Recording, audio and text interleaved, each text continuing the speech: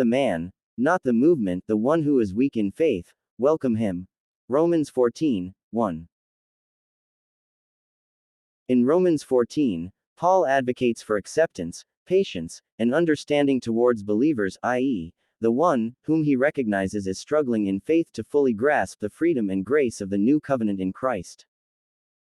However, he does not suggest continued adherence to the Mosaic Law as a way of life, nor does he imagine the formation or acceptance of a movement within the church that advocates such practices.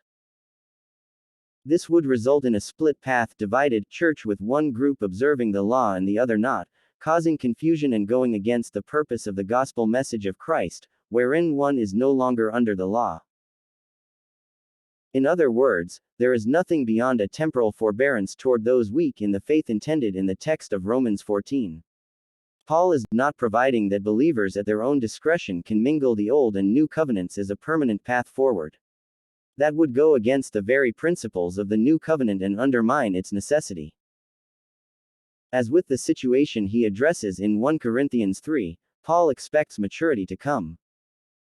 Christ taught that God's law should focus on the inner attitudes and motivations, such as love, fulfilling the spirit of the law, or the law of Christ, rather than on outward rituals. The shadow gives way to the substance, Colossians 2:16-17.